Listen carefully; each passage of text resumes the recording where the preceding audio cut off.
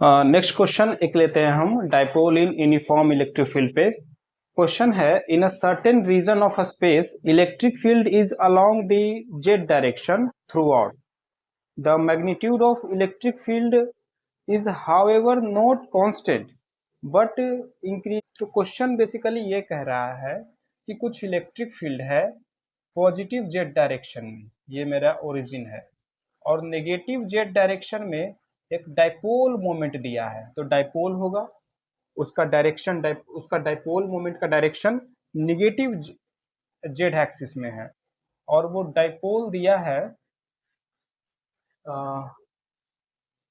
10⁻⁻7 coulomb metre charge into length.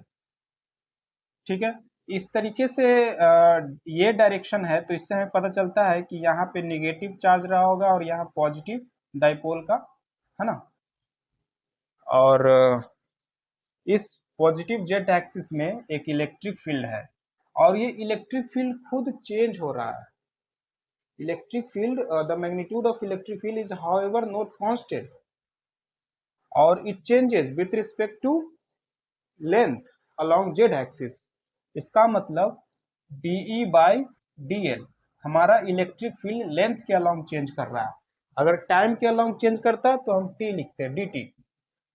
और ये rate of change of electric field along length दिया हुआ है 10⁵ न्यूटन पर कूलम पर मीटर। अब इतने डेटा दिए हैं और हमसे पूछा जा रहा है कि force experienced by this dipole, मतलब नेट फोर्स। तो हमसे फोर्स पूछा गया है। तो देखिए, ये मुझे पता नहीं कि ये जो निगेटिव चार्ज है ओरिजिन पे, ये नीचे भी हो सकता है, ठीक है, ऐसा नहीं, ओरिजिन यहाँ पे भी हो सकता है इस तरीके से, ये एक्स एक्सिस, ये भी ओरिजिन हो सकता है। ये निगेटिव चार्ज जरूरी नहीं है कि ओरिजिन के जस्ट सामने हो, कहीं पे भी, बट उसका कहीं पे भी हो, ऊपर भी हो सकता है। डाइपोल यहाँ पे भी हम बना सकते थे, बट इसका जो डायरेक्शन है डाइपोल मोमेंट का वो निगेटिव जेड एक्सिस में होना चाहिए। तो मुझे बेसिकली फोर्स निकालना है, ये कहीं पे भी हो सकता है, बट उसका डाइपोल मोमेंट का डायरेक्शन होना चाहिए निगेटिव जेड एक्सिस में। तो कैसे निकालें? जैसे कि देखिए, अगर इसमें इलेक्ट्रिक फील्ड कांस्टेंट होता तो बड़ा ही सिंपल क्वेश्चन बन जाता। ये क्या रहता, इलेक्ट्रिक फील्ड इस डायरेक्शन में है, कांस्टेंट है, और एक डाइपोल रखा हुआ है निगेटिव पॉजिटिव, तो इसके बताओ इस पे कितना फोर्स लग रहा है। तो इस पे इधर फोर्स लगेगा, निगेटिव चार्ज है ना, तो इलेक्ट्रिक फील्ड के अपोजिट फोर्स लगता है, क्योंकि इधर इलेक्ट्रिक फील्ड का डायरेक्शन है, तो पक्का इधर पॉजिटिव चार्ज होगा, और positive charge will attract negative. So इस पे इधर फोर्स लगेगा क्यू ई, अगर इस पे क्यू चार्ज है तो, और इस पे इधर फोर्स लगेगा क्यू ई, और टोटल हो जाता है 0। बट यहाँ पे इलेक्ट्रिक फील्ड यूनिफॉर्म नहीं, तो कैसे निकालें? तो यहाँ पे देखिए क्या करते हैं, इसको यहाँ पे देखते हैं, माइनस क्यू मान लेते हैं, यहाँ पे प्लस क्यू,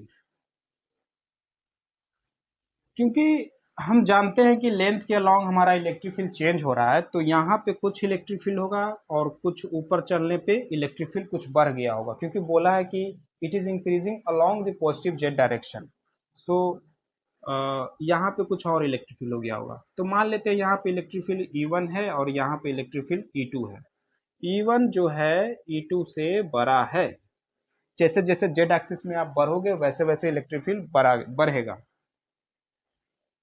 ओके, तो हम इस पे फोर्स निकालते हैं। तो इस पे, यहाँ इस पॉइंट पे मान लिया कि इलेक्ट्रिक फील्ड E1 है, तो इस पे फोर्स इधर होगा, और कितना होगा, F1 बोल देते हैं, कितना होगा QE1। माइनस चार्ज ले, नहीं लेंगे, क्योंकि हम डायरेक्शन दे दिए, माइनस है तभी तो इस डायरेक्शन में है, नहीं तो ऐसा होता ना, ऊपर होता। तो जब डायरेक्शन दे दिए तो साइन मत लो। अब इस पे इधर की ओर फोर्स लगेगा, मान लेते हैं F2, तो नेट फोर्स इस पे ये है QE2। अब नेट फोर्स हम टोटल निकालते हैं, तो क्या आएगा, कौन बड़ा है ना, एक इस डायरेक्शन में है, एक इस डायरेक्शन में है, तो जो बड़ा होगा नेट उस डायरेक्शन में होगा। तो E1 बड़ा है और दोनों केस में Q सेम है तो F1 बड़ा होगा, F1 is greater than F2। तो net force along the negative Z direction होगा। ठीक है, तो हम कैसे लिखे उसको, F1 बड़ा है तो F1 माइनस F2 लिखते हैं, और तो इस हिसाब से Q E1 minus Q E2 लिखते हैं। Q कॉमन ले लेते हैं तो E1 माइनस E2 आया। अब ये मेरा नेट फोर्स हुआ किधर, अलोंग नेगेटिव जेड एक्सिस, तो इसको हम लिख सकते हैं माइनस के कैप या Z cap, minus Z cap. तो ये नेट फोर्स हुआ। तो क्या ये इस तरीके से तो आंसर नहीं दिया हुआ है, तो यहाँ पे थोड़ा सा मुझे और काम करना बाकी है। मेरे पास नेट फोर्स ये है, डायरेक्शन को थोड़ी देर के लिए भूल जाते हैं, ठीक है। तो मेरे पास नेट फोर्स ये है, और E1 माइनस E2, ये जो डाइपोल होता है, जो रियल डाइपोल होते हैं, डाइपोल कहाँ से आया है एक्चुअल में, इसका एग्जिस्टेंस कहाँ होता है, तो मॉलिक्यूल्स में, पोलर मॉलिक्यूल जो होते हैं जैसे H2O, उसमें पॉजिटिव निगेटिव चार्ज, एक पॉजिटिव निगेटिव चार्ज का एक पोल बना हुआ होता है, ठीक है, इस तरीके से। यहाँ हाइड्रोजन हाइड्रोजन और यहाँ ऑक्सीजन, तो इसमें निगेटिव चार्ज होते हैं, 2 निगेटिव, और इस पर पॉजिटिव पॉजिटिव। तो देखिए इधर पॉजिटिव और इधर निगेटिव, तो एक डाइपोल जैसा बन गया ना। तो देखिए ये जो लेंथ होता है डाइपोल के बीच में, एक्चुअल डाइपोल के बीच में जो लेंथ होता है वो बहुत ही छोटा होता है। तो गलत नहीं होगा अगर हम कहें कि ये जो लेंथ है बहुत ही छोटा है, इन्फिनिटेसिमली स्मॉल, तो इसे हम dl बोल देते हैं, ठीक है। तो ये जो लेंथ है dl है, ओके, मान लेते हैं, ठीक है, छोटा सा डिस्टेंस है। और यहाँ से यहाँ पे इलेक्ट्रिक फील्ड चेंज हुआ है, यहाँ पे था E2, यहाँ पे था E1, ठीक है। अब यहाँ देखिए, अगर हम इस Q में dl मल्टीप्लाई करें ऊपर नीचे, तो Q इंटू dl क्या हो जाएगा, हमारा डाइपोल मोमेंट हो जाएगा, जो कि हमें पता है Q है और उस दोनों के बीच का लेंथ कितना है, छोटा सा dl, तो dl ले लिए। तो Q इंटू dl P, जो कि मुझे पता है कहाँ दिया हुआ है, ये 10⁻⁷। और अब देखिए ये क्या है, E1 माइनस E2, तो E1 जो कि बड़ा है, E2 जो कि छोटा है, तो बड़े में से छोटा घटाएंगे तो एक डिफरेंस ऑफ इलेक्ट्रिक फील्ड आएगा।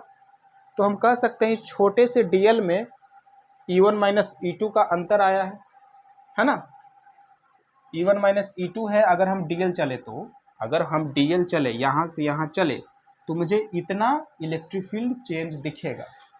मान लो यहाँ पे 15 इलेक्ट्रिक फील्ड है और यहाँ पे 20, तो इस dl में चले तो मुझे 5 दिखेगा electric field, change in electric field कितना दिखेगा, 5। तो ये जो चेंज इन, ये क्या है, चेंज इन इलेक्ट्रिक फील्ड, तो इसे हम dE लिखते हैं, और ये नीचे dl, और dE बाई dl मुझे मालूम है, तो P into dE by dl, P का वैल्यू 10⁻⁷, और dE बाई dl का वैल्यू 10⁵, 10⁻⁷ इंटू 10⁵, इट इज़ 10⁻², और यही हमारा फोर्स हो जाएगा। नेक्स्ट क्वेश्चन है, इसी क्वेश्चन पे आधारित नेक्स्ट क्वेश्चन है। उसमें कह रहा है कि टॉर्क बताइए। फोर्स हमने बता दिया, नेट फोर्स हमने बता दिया इतना है, इतना न्यूटन। अब हमसे टॉर्क पूछ रहा है, तो देखते हैं उसको।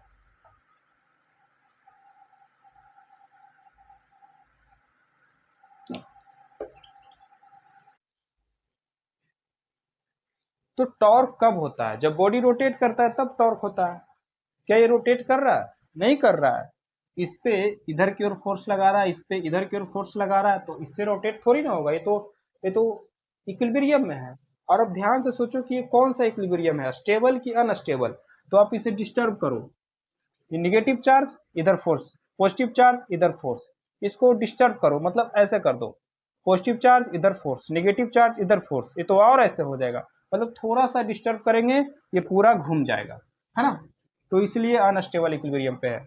और रोटेट नहीं कर रहा है तो टॉर्क जीरो है। अगर आप निकालना भी चाहो तो टॉर्क बराबर होता है आर क्रॉस एफ, ये निगेटिव ये positive, minus Q plus Q, इस पे इधर फोर्स इस पे इधर फोर्स।